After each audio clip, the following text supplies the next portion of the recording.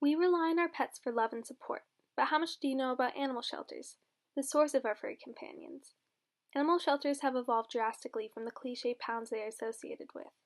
The pounds that animal shelters were derived from began as a way for colonial farmers to round up livestock and redistribute for a fee.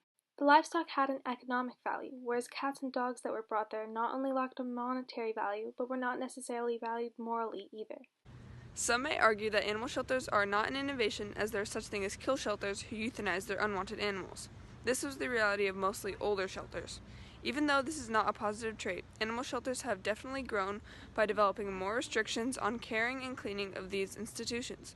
Gordon Willard, an animal activist, stated that the shelters of the past were simply built for the wrong reasons, and the result was warehousing for animals without regard to function. For example, if you take a step into a well-functioning animal shelter today, you may see dogs being taken out for walks and people searching to offer an animal a forever home. Sympathy for these animals in shelters has dramatically increased as we no longer see them as workers but companions. You may be wondering how better treatment for animals in shelters was accomplished or improved. This can be seen in two examples. One is the Animal Rescue Act enacted in 1998, which focuses on sending animals in shelters to rescue organizations before being euthanized. Another example of an improvement starting around 2010 was when shelters started to include in their contracts that when buying a pet from them, it was unlawful to pet flip, which is buying animals for your own purpose of income. Dad, could you please introduce yourself? Hi, this is Robert Cardwell. Alright, what's your experience with adopting animals from animal shelters?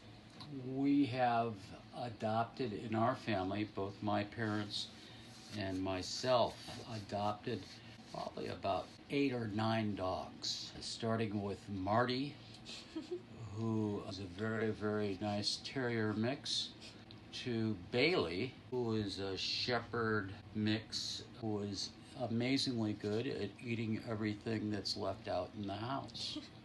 And have you noticed a change in the adoption process throughout your life? Yes, it seems to be more regulated, where in the past it seems like they've been very happy to get somebody to adopt a pet. Now it's treated more as a privilege. I think it's probably a good thing. All right, thank you very much. All right. Now, more than 5,000 animal shelters exist in the United States. However, it is difficult to know for certain due to the fact that there are no federal systems in place to regulate the shelters.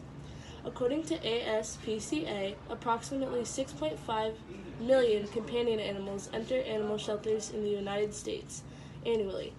This statistic has declined significantly since the year 2011, when animal shelters had an estimated intake of 7.6 million companion animals. This can be explained in part of the widespread practice of neutering and spaying in the attempt to decrease overpopulation. Trap, neuter, return also became a popular tactic in an attempt to better the feline AIDS crisis and overall large amounts of stray cats in the United States. Animal shelters also become very proficient in their ways of returning pets to their original owner, as it is estimated that about 710,000 animals annually that enter the shelters as strays are returned to their rightful owners. Today, animal shelters have the ultimate goal of giving these animals a second chance. As of now, there are 2 different kinds of shelters, the no-kill shelters and traditional shelters. As awareness of euthanization has developed, there's been an overwhelming push towards the expansion of no-kill shelters.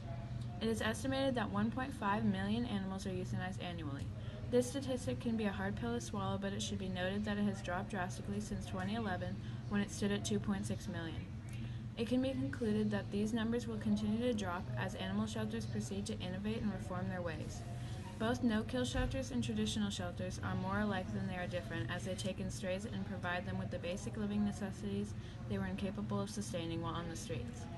Over time, it has also become a priority to perform extensive behavioral tests in order to make sure pets are better suited for adoption. A benefit of having volunteers work with these animals is that they get to know them and their behavior very well. With this type of information, volunteers can inform future owners of what they should expect when adopting particular strays and helping them to make the best match. With the granted knowledge, owners can prepare themselves and guarantee a higher adoption success rate. Animal shelters save the lives of innocent strays, giving them a second chance at a loving and sound life.